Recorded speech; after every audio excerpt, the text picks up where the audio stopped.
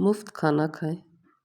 جگہ جگہ پر یہ لکھا دیکھ کر خیال آتا ہے کہ ایسا بینر ہمیں نظر کیوں نہیں آتا جس پر یہ لکھا ہوا ہو کہ مفت ویلڈنگ سیکھیں، کوئی ہنر سیکھیں، مفت پلمبرنگ سیکھیں، مفت گاڑی مستری بنیں، انجینئرنگ سیکھیں، کوئی بھی ہنر سیکھیں،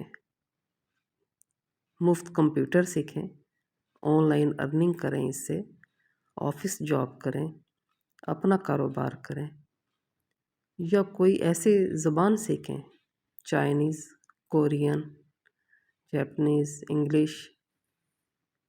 یہ کورس کر کے آپ مختلف قسم کے کام کر سکتے ہیں، نہ صرف پاکستان میں بلکہ پاکستان سے باہر بھی۔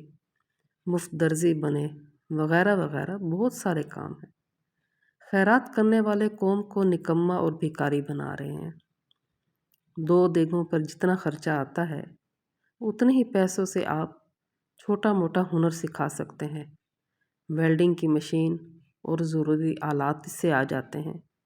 آپ تنخواہ پر ایک استاد رکھ لیں جو 1 ہفتے میں ویلڈنگ کی کلاس دے اور آخر میں 10,000 کی ایک ویلڈنگ مشین ہنر سیکھنے والے کے حوالے کریں۔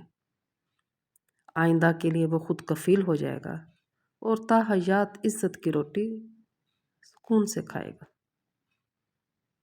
قوم کو بھکاری نہیں، ہنر مند بنائیں۔ یہ کام ہمارے پیارے آقا حضرت محمد مصطفیٰ صلی اللہ علیہ وآلہ وسلم کی سنت بھی ہے۔